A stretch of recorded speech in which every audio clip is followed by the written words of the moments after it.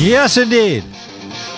The other reason we're talking tolls and pressing tolls right now is because of the separate but parallel and very connected issue of the creation of a transportation authority and the idea that that authority would be an agency that would be that the insidious ones who occupy the controlling seats in Hartford want to hand off the power to make all decisions about tolls. So they want to implement tolls, but they also want to create an agency like what they do in Washington, where they create a federal agency and they say, okay, your job is to make these decisions.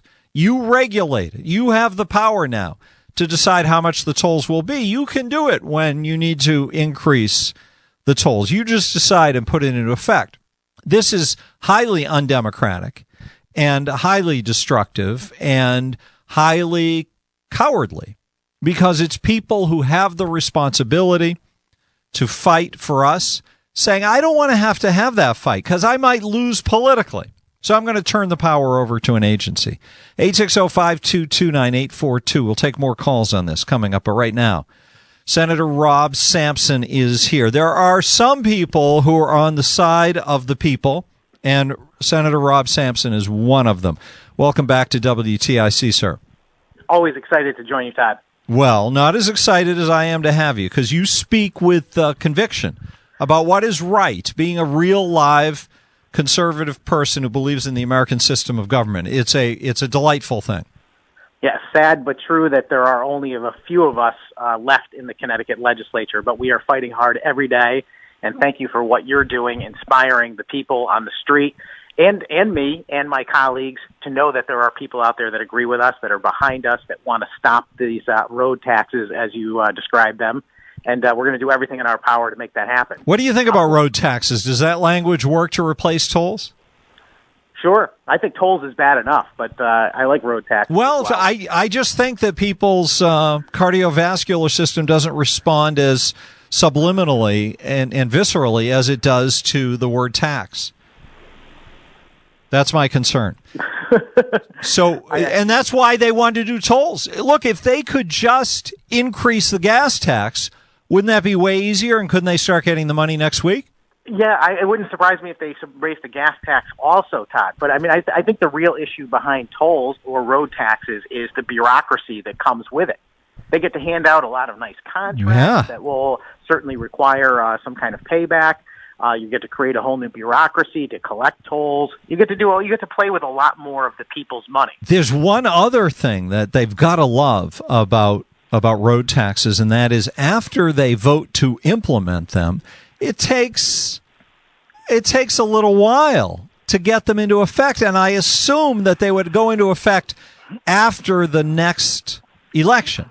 That's right. So the revenue that we're talking about here isn't even going to affect the current budget. But I will tell you that I think, and I suspect, one of the reasons why the tolls are happening now is because you can make projections based on the fact that we might pass toll legislation in this cycle. And those projections for revenue allow you to borrow even more.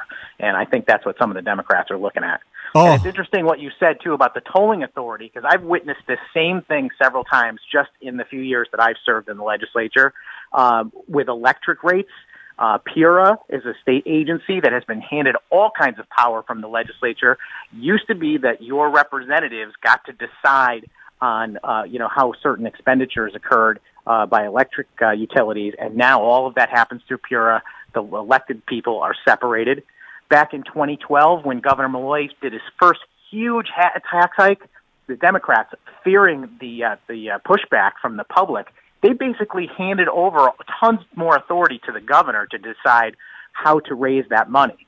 Some people might remember the suggestion box from public sector employees and a bunch of other nonsense that never materialized. But that happened because Democrats did not want to be put in a position to have to vote on those things themselves. Can you imagine getting elected to a job where the work that you have to do is to make decisions about whether to vote yes or no, and that's too overwhelming for you. So you create a separate agency and let them say yes or no for you.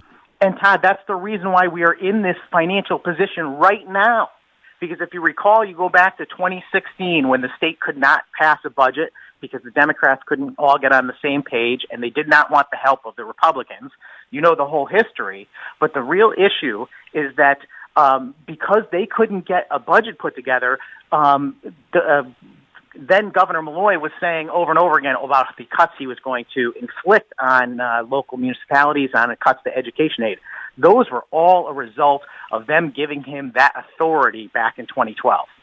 Scary stuff. All right, Rob Sampson is here. We'll put him on hold. We'll finish up with him in a couple minutes, and then we'll take more calls. 860-522-9842. Let's check back in with Rob Sampson, wrap up with him. Rob, what else do you want us to know? What have you seen in Hartford that we should be concerned about?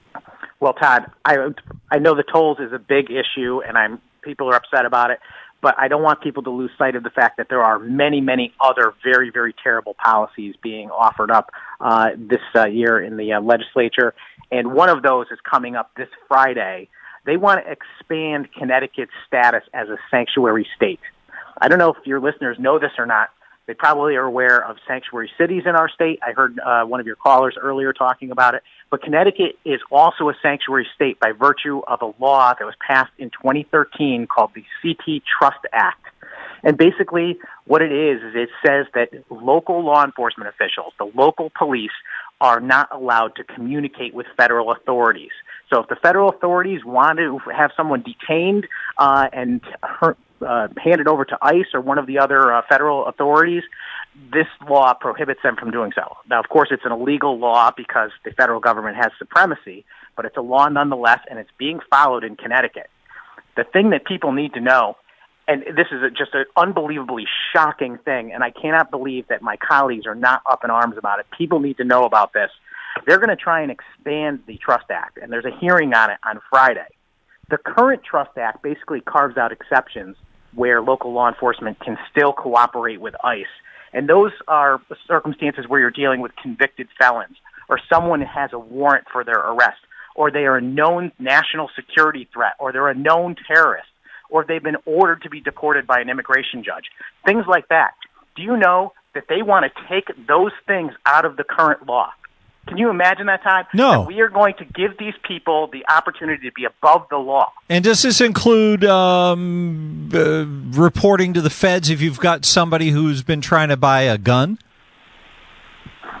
I'm not sure. Because I read something, a national story about that. So I'm going to check that out. So it's called the CT Trust Act.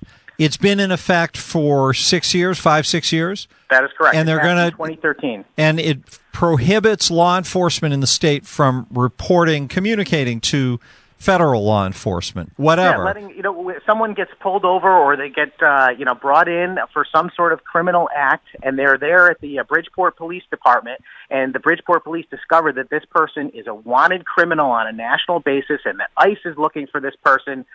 The federal law requires that they tell them and that they hold that person until the federal authorities show up. In Connecticut, we have a law that says that you can't. And now that law, they're going to try and expand it so that they can't even turn over known criminals and gang members. That's terrible. All right, Senator Rob Sampson from Wolcott, thank you so much for being here. We'll talk to you again soon, okay?